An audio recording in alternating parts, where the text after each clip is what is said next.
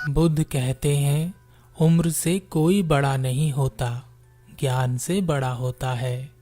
बुद्ध के समर्पित शिष्यों में से एक शिष्य था अनाथ पिंडिक। अनाथ पिंडिक ने एक बहुत बड़ी धनराशि खर्च कर बुद्ध को जेतवन समर्पित किया था। अनाथ पिंडिक को अनाथों के नाथ के रूप में जाना जाता था। अनाथ पिंडिक की एक पुत्री थी जिसका नाम सुमना था। सुमना अपने पिता अनाथ पिंडिक के साथ सभी धर्म कार्यों में हाथ बटाती थी। एक दिन सुमना बुद्ध के समक्ष आई और उसने बुद्ध से कहा, हे बुद्ध, मैं एक दुविधा में हूँ, क्या आप मेरी मदद करेंगे? बुद्ध ने कहा, हाँ, क्यों नहीं, बताओ क्या दुविधा है? सुमना ने कहा, मैं निर्णय नहीं कर पा रही हूँ कि मुझे भिक्षुणी बन जाना चाहिए या गृहस्थ जीवन को अपनाना चाहिए। बुद्ध मुस्कुराए और बुद्ध ने कहा, मैं जो निर्णय करूँगा क्या तुम उसे मानोगी? सुमना ने कहा, बुद्ध, जो निर्णय आप मेरे लिए करेंगे वह मुझे स्वीकार होगा। बुद्ध ने कहा, तो ठीक है, कल से जब तक मैं ना कहूँ तब तक यहाँ मत आना और ना ही मेरे कोई उपदेश सुनना और ना ही किसी से मेरे बारे में बात करना। सुमना कुछ समझ नहीं पाई, लेकिन उसने सोचा कि शायद बुद्ध सोच समझकर निर्णय लेना चाहते हैं, इसलिए वह मुझे बाद में बुलाकर निर्णय बता देंगी। और वह वहां से बुद्ध को प्रणाम कर चली गई। सुमना बुद्ध के बुलावे का इंतजार करती रही। धीरे धीरे 5 दिन गुजर गए, लेकिन बुद्ध ने सुमना को नहीं बुलाया। लेकिन सुमना धैर्यवान थी, इसलिए वह इंतजार में बैठी रही और धीरे धीरे 15 दिन गुजर गए, लेकिन बुद्ध का बुलावा नहीं आया। अब सुमना की सहन शक्ति टूट गई थी। उसने सोचा, बुद्ध से ना भी मिलूं तब भी मैं छुपकर बुद्ध के उपदेश तो सुन ही सकती हूँ। वह चोरी छुपे बुद्ध के उपदेश सुनने लगी। बुद्ध जहाँ भी उपदेश देते वह वहाँ भेष बदलकर पहुँच जाती। काफी समय हो गया, लेकिन बुद्ध ने अभी तक सुमना को नहीं बुलाया था। एक दिन सुमना ने सोचा, मैं ही बुद्ध से जाकर पूछ लेती हूँ कि वह मुझे क्यों नहीं बुला रहे हैं। और वह बुद्ध के समक्ष उपस्थित हुई और उसने पूछा, हे बुद्ध, क्या आप मुझे भूल गए हैं? आपने मुझे बुलावा भी नहीं भेजा। कितने दिन बीत गए, मैं कब से आपके निर्णय का इंतजार कर रही हूँ। बुद्ध ने कहा, मैंने जो तुमसे कहा था क्या तुमने उसका पालन किया? सुमना ने कहा, बुद्ध, मुझे क्षमा करें, मैंने चोरी छुपे आपके उपदेशों को सुना। आपने मुझे यहाँ आने से मना किया था, लेकिन मैं अपने आप को रोक नहीं पाई। हे बुद्ध, क्या मैं पापी हूँ?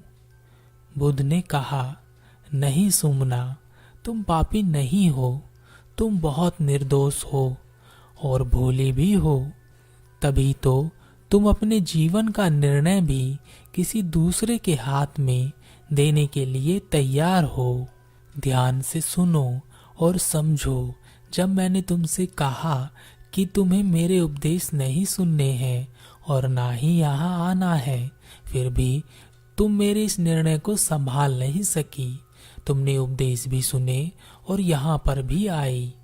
इसी प्रकार यदि तुम्हारे जीवन का निर्णय कोई और करेगा तो उस निर्णय को तुम संभाल नहीं सकोगी, और अगर संभालने की कोशिश करोगी तो चोरी छुपे अपने उसी आचरण को जीने की कोशिश करोगी जो तुम जीना चाहती हो। सुमना ने कहा, आप ठीक कहते हैं बुद्ध, मैं आपकी बात समझ गई हूँ, लेकिन मैं सही निर्णय कैसे ले सकती हूँ? बुद्ध ने कहा, स्वयं को जानो, अपनी समझ को बढ़ाओ। जितना तुम स्वयं के बारे में जानोगी उतनी ही आसानी से तुम अपने बारे में निर्णय ले सकोगी। तुम ही तुम्हारी हो, तुम्हारे अलावा कोई दूसरा तुम्हारा नहीं हो सकता। सुमना बुद्ध की बात को समझ गई और उसने स्वयं को समझने पर ध्यान दिया। धीरे धीरे उसने स्वयं को समझते हुए आसपास के व्यवहारों को देखा और उसकी समझ का दायरा बढ़ता चला गया। लेकिन एक दिन सुमना बहुत बीमार पड़ी। उसके पिता अनाथ पिंडिक ने उसका बहुत इलाज कराया, लेकिन उसकी सेहत में कोई सुधार नहीं आया। अपने जीवन के अंतिम 5 दिनों तक भी वह अपने पिता से कहती रही, पिताजी आप चिंता ना करें, मैं जल्द स्वस्थ हो जाऊंगी। लेकिन देह त्यागने से पूर्व सुमना ने अपने पिता को संबोधित करते हुए कहा, भाई व्यर्थ की चिंता ना करो, यह सृष्टि है, इसे ध्यान से देखो।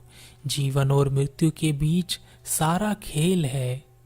और यह कहकर सुमना ने अपना देह त्याग दिया।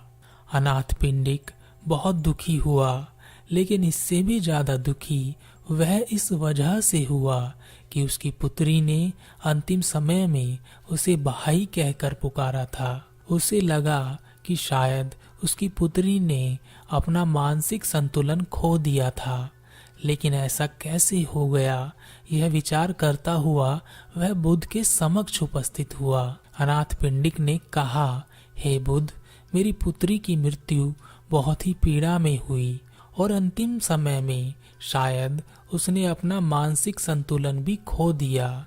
उसने मुझे भाई कहकर संबोधित किया। बुद्ध ने कहा, जिस पल तुम्हारी पुत्री ने तुम्हें भाई कहकर संबोधित किया, उस समय वह अपनी समझ के चरम पर थी। वह ज्ञान में तुमसे बहुत आगे आ गई थी।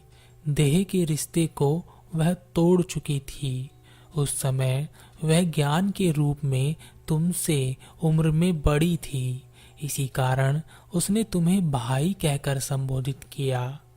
तुम व्यथित ना हो, तुम्हारी पुत्री आध्यात्मिक सीढ़ी पर तुमसे एक कदम आगे है, अतः तुम्हें इसका बुरा नहीं मानना चाहिए।